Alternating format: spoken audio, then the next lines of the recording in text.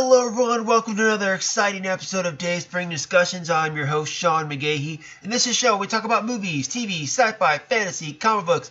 If you geek out about it, we're going to talk about it. You can listen to Dayspring Discussions on iTunes, YouTube, Podomatic, and Patreon. And you can contact Dayspring Discussions on the Facebook group, Twitter account, and dayspringdiscussions@gmail.com. Well, happy Thursday, everyone. It is a bright and shiny Thursday morning here in Austin, Texas. Hope you're enjoying the week. The weekend is almost upon us, guys. That's right. It's almost here. I'm going to run through some topics of stuff that happened this week, and then you guys fire back on the social media account and the Gmail account. Let me know what you think. Of course, yesterday was Wednesday, New Comics Day, so I'm going to run down a couple of recommendations that I have as well, so stay tuned for that. But first, our first topic of today.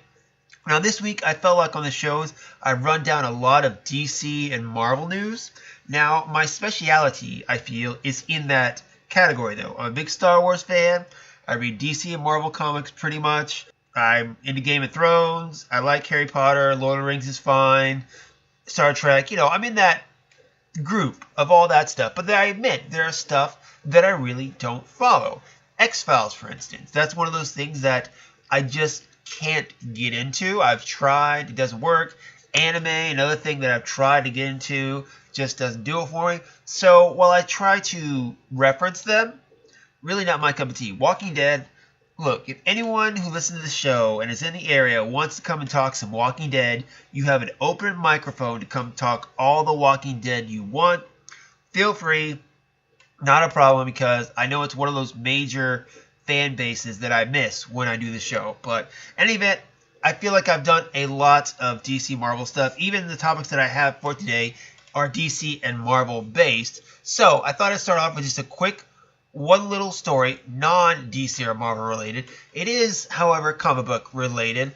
And it's said that Vin Diesel is set to star as Bloodshot in the Valiant comic book movie adaptation. Now, Bloodshot tells the story of a former soldier killed and brought back to life with technological upgrades, filling his body with billions of nanobytes. This allows him to be the perfect soldier by healing from injuries, shape-shifting, and even interact with technology. Sony's adaptation from the Valiant Entertainment comic is going to be directed by Dave Wilson, who worked with Blur Studios directing video games such as Halo 2, Mass Effect 2, and Bioshock Infinite. Now, this is Sony's attempt to get their own cinematic universe going, minus what they're doing with Spider-Man. They're also hoping to bring in another Valiant character, Harbinger, and team those two up for what they call the Harbinger War feature film. It remains to be seen, though, if those plans will remain intact as time goes on. Diesel is set to reunite in this project with producer Neil Moritz, who he worked with on both the Fast and Furious franchise and the first XXX film. Like I said, guys, I'm mainly a DC Marvel comic reader. I mainly stick to that. There are things that I do check out from time to time that are not on that, especially if there's a TV show or a movie coming out about a certain comic book property I'm not familiar with. I used to try to go back and read the material a little bit to see why it's popular, why they feel like it should come to another medium. Valiant Comics, I gotta say, I have no clue. I have no clue who this is, so I really can't comment on the character to say that he looks like kind of an anti-hero, which I know those are popular. Not my cup of tea, but I get it. And of course, Sony wanting to do their own cinematic universe. Spider-Man, you can say they have Spider-Man, but let's be honest. Spider-Man is now at Marvel Studios. They're doing the Venom thing. They're doing the Black Cat, Silver Sable. They're trying to do a Spider-Man universe, and it looks like without Spider-Man. It remains to be seen if Venom is going to be in Marvel Studios. I don't know. We'll wait and see how that whole thing goes. I think once we get that, we'll get a better idea of how the rest of the Spider-Man characters are going to fit in to the Marvel Cinematic Universe, or won't, as the case may be. But they want to get their own thing going. Every studio does. Every studio has failed, minus Marvel, with a cinematic universe. The closest would be Warner Bros. Or DC, but even then, a lot of people aren't happy with that. Vin Diesel, on the other hand, is dying to play a superhero. Of course, he voices Groot in Guardians of the Galaxy, and for a while there, he was kind of teasing that he wanted to be or would be doing Black Bolt for the Inhumans movie that was set to come out until Marvel Studios canceled it and turned it into a TV show. Vin Diesel, I heard, is a big comic book guy, big fan, big geek, so he desperately wants to play a superhero. I get it. Nicolas Cage was the same way. He almost got to play Superman way back in the Tim Burton Superman movie. Was it Superman Lives? All those years ago. If you haven't seen the documentary, The Death of How Superman Lives by John Schnepp, go online, check it out. I think it's on Amazon, so you can look at that. But you can see how that project kind of fell apart. And then he got to play Ghost Rider in the films as well. And I'm sure he'll play any other comic book character you put in front of him. He got to play Big Daddy in Kick-Ass, so he's a big geek, so he likes playing superheroes, much like I'm sure Vin Diesel does. I think Black Bolt would have been a great role for Vin Diesel because he does have a distinct voice, but he's more about the look. If you watch him in the Fast and Furious movies, he's got a look about him, and I think he could do a lot with that character, but I guess we'll never know. Maybe we'll see another rendition of Black Bolt in the feature films now that the show is down the toilet, because that's where it belongs. But we'll have to wait and see about that. I don't think it'll be Vin Diesel, though, if we get any Inhumans movie. But in any event, he's trying to be another comic book character. I grade it. That's fine. Cool. Hopefully it works out for him. And I'm looking for something beyond Marvel and DC. We all want more comic book material beyond DC and Marvel up on the big screen. We're getting Hellboy, which is a familiar character, so I like that. But I'm all about stuff that is not within the norm, expanding our minds as viewers, as readers, all that stuff. But we'll have to wait and see how this one develops, guys. I can't say, to be honest, I think it's really going to happen, but if it does, more power to it. Variety is good. So, all right, next up, Warner Brothers and Cartoon Network has premiered their first trailer for the Teen Titans Go to the movies. That's right, based off the popular Cartoon Network animated series. Quote, "It seems to the Titans that all the major superheroes out there are starring in their own movies. Everyone but the Teen Titans, that is. But de facto leader Robin is determined to remedy the situation and be seen as a star instead of a sidekick. If only they could get the hottest Hollywood film director to notice them. With a few madcap ideas and a song in their heart, the Teen Titans head to Tinseltown, certain to pull off their dream. But when the group is radically misdirected by a seriously supervillain and its maniacal plan to take over the Earth, things go really awry. The team finds their friendship and their fighting spirit failing, putting the very fate of Teen Titans themselves on the line." The film is set to debut July 27th, 2018, directed by Aaron Horvath and Peter Rita Michelle, and has guest voice appearances by Will Arnett and Kirsten Bell. Teen Titans Go, honestly, I'm not a fan of. You know, I'm a grown man, and this is definitely more of a kiddie show. However, I do watch the show because my 4-year-old daughter likes it. You know, throughout the years, I've tried to get her into superheroes as much as I can, and this is, I hope, a gateway to more serious adult stuff as we go on in her years.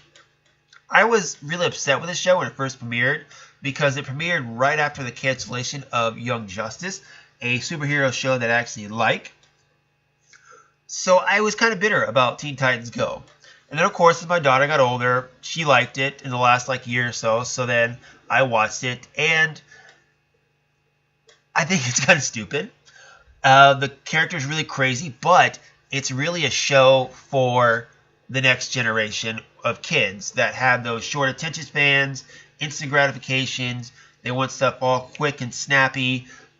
That's fine. It's totally crazy, totally stupid, but if it gets my daughter into superheroes later on, I'm okay with that. I'm going to take her to see this movie because I know she's interested in it. I know it's a show that, you know, we can both sit down and watch together. I don't know if I'll be able to sit through all of it without just putting my head down and be like, oh my God, what's happening? But in any event, she likes it, so I'm going to take her to see it. So like I said, hopefully be a gateway to other superhero stuff later in her life. I do, of course, get the jokes. There was the fart joke in there. I get it. And then the best joke, of course, was with the Aquaman, where if Aquaman can get a movie, anybody can. And then they even poke fun at Wonder Woman's current fandom and how popular she is right now. So go online, check it out, guys, and come back to me and let me know if you think you're actually going to watch this or if you would take your kids to see this. I don't know. I'm going to take my kid, and I like to think that I have a decent judgment as far as what my daughter should watch. So I don't think it's going to be that bad. But in any event, check it out. Let me know. Alright guys, the last story I have before I move on to a couple of comic book recommendations. Marvel Studios may have plans for a Black Widow spin-off movie. The studio has reportedly tapped Blacklist screenwriter Jack Schaefer to write Black Widow, a solo movie focusing on Scarlett Johansson's Marvel Cinematic Universe character. The news stems from a source who approached The Wrap. Now, fans have been clamoring for a Black Widow movie for a long time. She is the prominent female character in the Marvel Cinematic Universe, so people want to see her with her own movie. I, for one, like her as a side character. I think she's developed very nicely throughout the course of the Marvel Cinematic Universe. I think it's very fun the way they have used her, but a lot of fans want to see her mainly because they want to see a female-led Marvel film. Now, we're getting that with Captain Marvel. I think it's next year it comes out, I believe. I think it's in between Avengers 3 and 4, so I think that's when it's going to come out. Whether Black Widow will get her own movie still, I don't know. But here's kind of my thoughts on this, guys. Have you seen the trailers for that new Jennifer Lawrence film, Red Sparrow? For those who are not familiar with it, go online, check out the trailer. They just dropped a new trailer, and it's about this young woman who joins a program that breaks her down and builds her up as a seductive super spy. And from what we know about that trailer, that's exactly the kind of the back history we got with Scarlett Johansson's character in Avengers Age of Ultron. She was grown up to be a super spy, ways of seduction, ways of fighting, and she went out to, protect her country and take on people she thought was bad. The movie Red Sparrow is based off a book that came out in 2013 by a guy named Jason Matthews, who is a former CIA operative.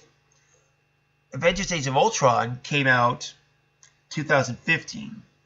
Now, I don't know if one was trying to copy the other. I don't know. But all I'm saying is, as soon as I saw that first trailer for Red Sparrow months ago, I immediately thought, why couldn't this have been the Black Widow film? This could have been Scarlett Johansson's movie. You literally could take Jennifer Lawrence out of the film, put Scarlett Johansson in there, and literally stuck it in the Marvel Cinematic Universe. It would have been fine. It would have been perfect. But now, they've been beaten to the punch.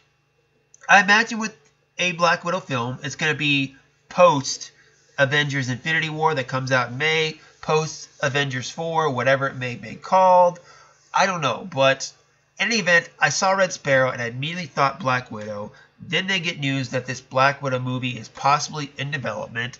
And honestly, I like Black Widow. I love Scarlett Johansson. Anybody who knows me. She's my #1 celebrity fantasy. But I really don't see a need for her own film. She's a great character, great supporting character. I love her interactions with Steve Rogers, especially in Winter Soldier. I thought she was a great complement in their ideals and life experience. In Winter Soldier, I thought they fit together very well. But to see her own film, honestly, I'd rather see a Hawkeye movie before I'd see a Black Widow movie, just based off Matt Fraction's comic book and what you can do with the character. But in any event, we'll have to wait and see how this one develops, guys. It's Marvel Studios. No matter what, they usually have a good idea of what they're doing. So if they think they can fit a Black Widow movie that will work with the other films and be good, in our Lord Kevin Feige, I trust. Alright guys, so to end today's show, I am going to give you a couple comic book recommendations of comics that I read last night and this morning, of course. Took me a while. Usually takes me to about, an hour and a half or so to kind of sift through the comics, see what I want to read, and then actually read them. There's a couple of them that are enjoyed more than others, so I just thought I'd share my thoughts with you on those. First up, Mr. Miracle number 6 of 12. I've talked about this one before, guys. Tom King crushing it in this book. This was a great book to where Mr. Miracle and Big Barda, married, are invading the New Gods' home base. They're trying to get to Orion, and they're just fighting their way through. But the whole time, the entire dialogue, they're talking about redoing their home, redoing the bathroom, redoing the kitchen, adding an extra room, stuff like that. And spoiler, at the end, you find that the reason Big Barda is bringing it up is because she's pregnant. Just as they're doing life and death battles, she's talking about being pregnant. But the dialogue, the way this comic flows, it's the reason this is been on my list for quite some time. I look forward to reading it every time a new issue comes out. And I'm not even a big Mr. Miracle guy, but the way Tom King does it, the way he writes it, it's just phenomenal. Of course, he's still doing Batman, which is my #1. Great writer. If you're checking out this and Batman and Vision, too, he's writing a Vision book. I'm not sure if it's still going on, but check out those 3 books because King is just crushing it on those guys. All right, next up, we got Darth Vader, issue number 10. Again, Charles Soule, who also has been writing Daredevil, doing a great job on this book. If you haven't read the first 9 issues, I recommend going back and rereading them. It takes place immediately after Revenge of the Sith, where Vader steps out of the chair and Palpatine tells him that Padme is dead. So what's been going on in this book so far is that the Jedi librarian we see in episode 2 of Star Wars, I forget what her name is because I can't remember everything, the one who told Obi-Wan that Kamino doesn't exist, it's her. But she's gone into hiding after Order 66. She's back at the temple trying to get information on younglings, the potential to be Jedis. She runs into the Grand Inquisitor and Vader. Her and Vader fight. This one's interesting because, first off, she knows who Vader is. She knows he's Anakin Skywalker. And while she's captive, she's telling the clone troopers about it. And Vader gets pissed off and kills the clone troopers because he doesn't want them to know, or anyone to know, who he actually is. Now, whether he's ashamed of it, or the fact that, excuse me, lose my voice, excuse me, either he's ashamed of it, or the fact that he just wants to be more of a myth, more of a boogeyman than anything else, and not having to know anything actually about him. I'm not quite sure about that. But in any event, the end of the issue, of course, is interesting because Vader gets the information that Palpatine wants. But because of something he is told about how he knows Palpatine is just using him to a means to an end, that he manipulated him just to get rid of the Jedi to serve his own purpose, Vader takes the information and crushes it. And Palpatine does not get the whereabouts of all these Force potential children because Vader knows that Palpatine is just going to use them like he used Anakin/Vader. You could say he did that because he wants to secure his own rank. You could say that maybe because there's still some good in him.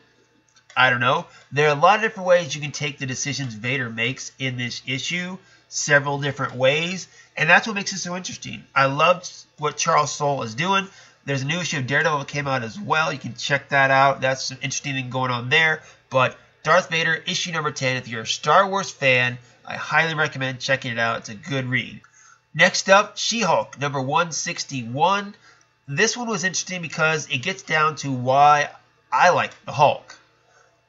Yeah, he's big, he's strong, he can kick everyone's ass. But the way Peter David used to write the Hulk was the internal struggle between Banner and Hulk. Between a multiple personality disorder, really, is what Banner suffered from. And they're starting to do that now with She-Hulk. In this issue, she is captured by the leader, and this kind of Hulk fanatic has let the leader turn her into a version of the Hulk and wants her to kill Jen Walters, aka She-Hulk. And while they're in their Hulk forms, their other personalities are in this kind of void, talking to each other about what's going on, how they can control the monsters, all that stuff. But it's a really good issue, and at the end of it, Jen goes to a therapist trying to control the beast inside her finally. So I think we're going to get some good inner demons, head stuff in the next issue. But like I said, same thing with Superman. The way people are like, oh, he's too powerful, he's not interesting. It's the internal struggle, guys, and that's what it is with the Hulk. Yes, he's a big brute, he's Dr. Jekyll, Mr. Hyde, but with the Hulk, it's the internal struggle between the two personalities that really bring out the best in the character and can make the Hulk interesting. And I think this issue, along with the next issue, is going to be one of those storylines. So I'm hoping to get something good from the next issue. Go and check it out, She-Hulk 161. And my last recommendation for today, guys, Titans number 19. If you have not been reading this, I find it very interesting, mainly because these are the original Teen Titans. You have Nightwing. I want to call him Kid Flash, but he's not really Kid Flash. I mean, they just call him Wally now. You could say he's the Flash. I don't know what he's going by now, but Wally West, Nightwing, Aqualad, who's now Tempest. You got Donna Troy, Roy Harper, all those guys. So they are the original Teen Titans, all grown up, and it's fun to see them because these guys are all friends. Compare them to the Justice League. The Justice League, yeah, they're friends. They work together, but they haven't grown up with each other like these characters have. They have close bonds. They're tight-knit. This issue is good because the Justice League confronts the Titans about previous events that happened in the last storyline and Donna Troy's future destiny. They're calling them out, and there's a good conversation between Nightwing and Batman about kind of their relationship and what Batman thinks of Nightwing and so on. That ends to the disassemble of the Titans. It's a nice kind of just dissection of the characters, what happened to them, possibly where they're going, and we'll see, of course, how they come back together from this. But in any event, it's a good, character read. I like stuff with dialogue. I like good character dissecting stories. This had a lot of that, so we'll see where it goes, guys. But that's going to be it for me today. Probably won't do a show tomorrow unless the rumored Han Solo trailer drops, in which case I will try to do maybe something really quick tomorrow. I do have the day off, so if something drops, I can definitely get a quick trailer review out for that, so stay tuned. But other than that, that's it from me this week, guys. I will be back probably on Tuesday with more good stuff. Hopefully we got lots to talk about. But until then, may the Force be with us all.